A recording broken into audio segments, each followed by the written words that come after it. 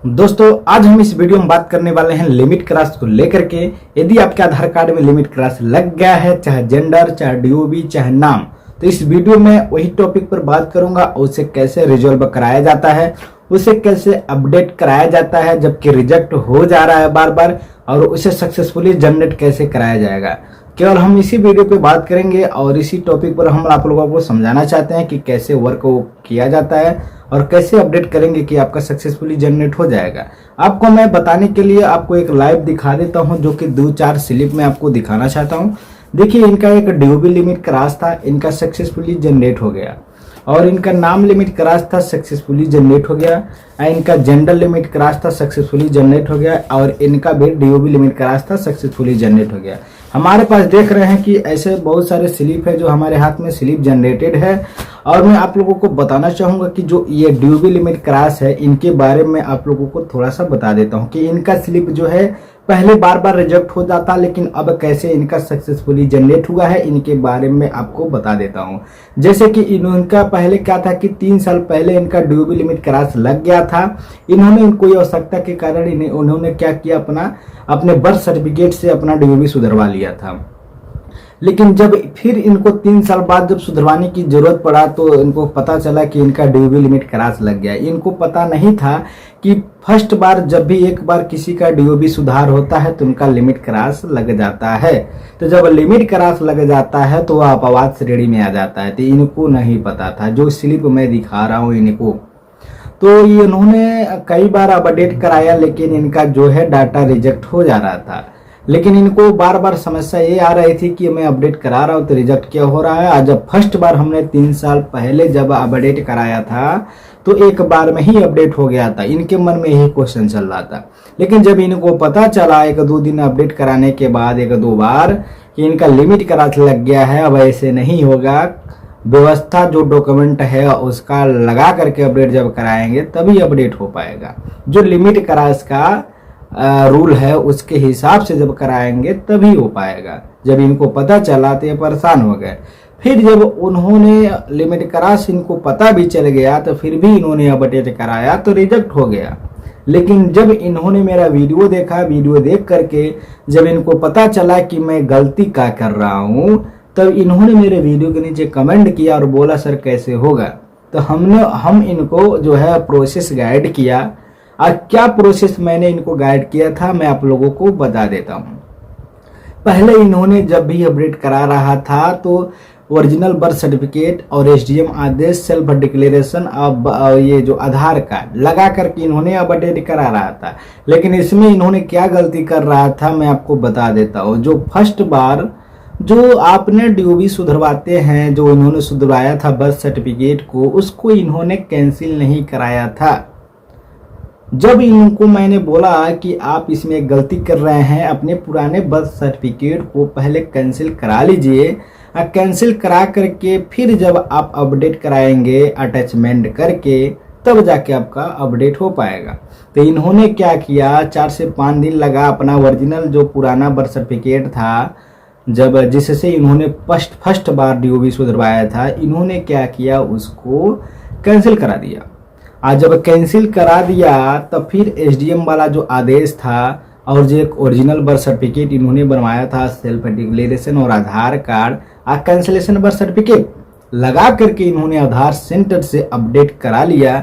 और आधार सेंटर वालों को जाकर इन्होंने साफ साफ बता दिया कि ये मेरा पुराना बर्थ सर्टिफिकेट है जिससे हमने फर्स्ट बार अपडेट कराया था, ये कैंसिल हो गया है, और ये जो है ओरिजिनल बर्थ सर्टिफिकेट है जो कि हमने एसडीएम आदेश से ओरिजिनल बर्थ सर्टिफिकेट अपने ब्लॉक के थ्रू बनवा लिया है, और सेल्फ डिक्लेरेशन है और आधार कार्ड है। फिर आधार सेंटर वाला ने उनकी बात सुन करके उनका डॉक्यूमेंट वेरिफिकेशन करके उनका डाटा जो है अपडेट कर दिया। अपडेट करने के बाद इन्होंने घर पे आए, जो आधार ऑपरेटर जो इनको अपडेट स्लिप दिया जो मेरे हाथ में है, ये भी ये लोग घर पे लेके आए। फिर एक एक करके डॉक्यूमेंट स्कैन करके इन्होंने पीडीएफ बना लिया। पीडीएफ बनाने के बाद इन्होंने यूडीआई पर मेल करने के लिए चले गए। और जब वहाँ पे मेल किए तो इन्होंने सब्जेक्ट में पहला लाइन लिखा कि डीओबी लिमिट क्रॉस, और कंपोज में लिखा DOB limit cross update slip number ये वाला जो स्लिप इसका नंबर, और उसके बाद इन्होंने लिखा कि सर मेरे पास पूरे ऑल डॉक्यूमेंट रेडी हैं, आप मेरा डॉक्यूमेंट वेरिफिकेशन करके मेरा जल्द से जल्द ड्यूबल लिमिट का राशि अपडेट करने का कष्ट करें। फिर पूरा डॉक्यूमेंट इन्होंने क्या किया, सेल्फ डिक्लेरेशन, आधार कार्ड, कैंसिलेशन बर्थ आदेश, ओरिजिनल बर्थ सर्टिफिकेट इन्होंने अटैच करके मेल कर दिया। उसके बाद अपने ही मोबाइल नंबर के थ्रू एक CPG ग्राम पे ID इन्होंने बनाने के बाद जो भी डिटेल्स मांगता है रजिस्ट्रेशन करते समय वह डिटेल्स आप दे सकते हैं। देने के बाद फिर मोबाइल नंबर जब रजिस्ट्रेशन हो जाता है तो उसी रजिस्ट्रेशन से फिर से आपको मोबाइल नंबर के थ्रू लॉगिन कर लेना है।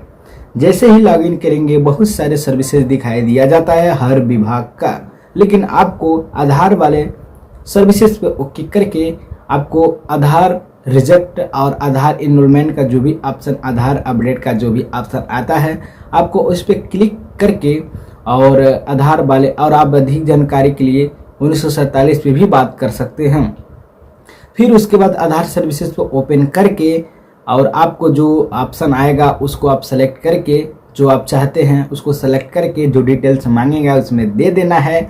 उसमें आपको इनरोलमेंट अपडेट, जो अपडेट रिक्वेस्ट नंबर वो भी मांगा जाता है, डेट और टाइम सब आपको मांगा जाता है। क्या आपका प्रॉब्लम है वो भी उसमें लिखने के लिए आता है, उसको भी आपको लिख देना है।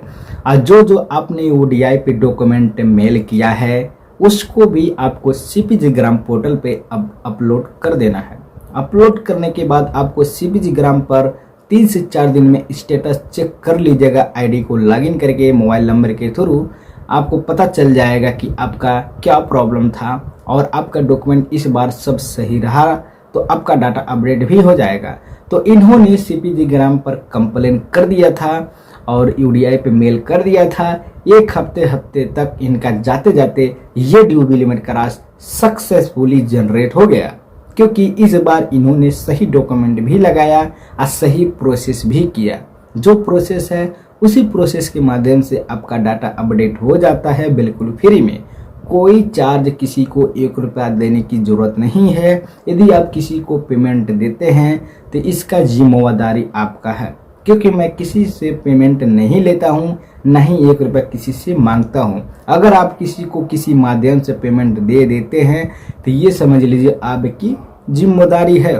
तो यदि आपके आधार कार्ड में लिमिट क्रॉस लग गया है तो आप जो मैं आपको डॉक्यूमेंट बताया है वह डॉक्यूमेंट आप क्लियर करके और आप आधार सेंटर से चाहे अपॉइंटमेंट डेट लेकर के रीजनल ऑफिस से अपना ड्यूबल लिमिट क्रॉस अपडेट करा सकते हैं। यहीं पे यदि आपका नाम लिमिट क्रॉस लगा है तो आप गैजेट नोटिफिकेशन बनवा करके अपना नाम लिमिट क्रॉस अपडेट करा सकते हैं। सेम प्रोसेस है, जो ड्यूबल लिमिट क्रॉस का प्रोसेस था वही सेम प्रोसेस आपका नाम लिमिट क्रॉस का है, लेकिन नाम लिमिट क्रॉस में आपका बर्थ सर्टिफिकेट हट जाता है और यहीं पे गैजेट नोटिफिकेशन आ जाता है। और जो भी करंट में जो आधार आपका चल रहा होता है जिस नाम से, उसी नाम से कोई आपका डॉक्यूमेंट यदि बन गया है तो वो डॉक्यूमेंट की आपको जरूरत पड़ता है अपडेट के समय। ये बात आपको क्लियर हो गया। और जनरल लिमिट क्रॉस यदि आपका हो गया है तो same process general limit cross का भी है। तो आपको यहाँ तक क्लियर समझ आ गया। और आपको भी कोई कमेंट है तो कमेंट करके पूछ सकते हैं, मैं आपका कमेंट का जवाब जरूर दूंगा अगले वीडियो में शाम को 7 बजे, क्योंकि मैं डेली शाम को 7 बजे वीडियो अपलोड कर देता हूं। और जो भी लोग आज के वीडियो में कमेंट किए हैं मैं उन लोगों का जवाब देने जा रहा हूं। वीडियो पे बने रहिए, क्योंकि मैं सबका कमेंट का जवाब बारीकी से देता हूं। जो लोग मेरे चैनल को सब्सक्राइब करके कमेंट करते हैं मैं उनका जवाब दे देता हूं। तो चलिए मैं शुरू करता हूं। एक भाई का कमेंट आया है, उन्होंने लिखा है कि सर मैं आपका वीडियो बहुत दिनों से देखता हूं, कृपया मेरा आप हेल्प करें और ड्यूबल लिमिट क्रॉस में क्या क्या डॉक्यूमेंट लगेगा प्लीज़ बताएं।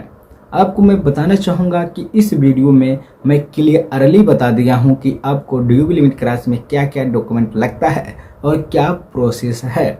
आप लोग इस वीडियो को देख सकते हैं अच्छे से, जिस वीडियो में आपका कमेंट का जवाब मैं दे रहा हूँ। तो आप लोग लिमिट क्रॉस में जो डॉक्यूमेंट लगता है इसको आप क्लियर कराइए, आपका 100% अपडेट हो जाएगा। चाहे रीजनल ऑफिस से अपडेट कराइए, चाहे आधार सेंटर से अपडेट कराइए। रीजनल ऑफिस से अपडेट कराते हैं तो आपको कोई मेल करने की जरूरत नहीं होता है। क्लियर हो गया। अब चलिए मैं दूसरे कमेंट को बताता हूँ। मैं इनका कमेंट पढ़ता हूँ। इनका कमेंट क्या ये लिख रहे हैं, ये लिख रहे हैं कि सर मेरा नाम में स्पेलिंग मिसमैच है, कैसे लिमिट क्रॉस व अपडेट रिजॉल्व होगा। और बार बार मैं अपडेट करा रहा हूँ अपने हिसाब से तो रिजेक्ट हो जा रहा है। तो मैं आपको बताना चाहूँगा, यदि स्पेलिंग मिसमैच है तो आपके पास जाति प्रमाण पत्र होगा या गैजेट नोटिफिकेशन होगा, उसके माध्यम से अपना लिमिट क्रॉस अपडेट रिजॉल्व करा सकते हैं। आपको कोई दिक्कत नहीं होगा। मैं आपको रेफर करूंगा कि आपके पास यदि गैजेट नोटिफिकेशन बन जाता है तो आपका 100% डाटा कभी रिजेक्ट नहीं होने वाला है, आपका 100% रिजॉल्व हो जाएगा। क्योंकि जब भी आप सही डॉक्यूमेंट का उपयोग करेंगे, ओरिजिनल डाटा लगाएंगे, तो आपका लिमिट क्रॉस रिजॉल्व होना है तो होना है, और बहुत जल्दी रिजॉल्व हो जाता है। आपका डाटा कहीं फंसने की जरूरत नहीं होता। लेकिन यहीं पे जो लोग डॉक्यूमेंट फर्जी लगाकर यूज कर रहे हैं उनका समय लग जाता है। जय हिंद दोस्तों, नमस्कार।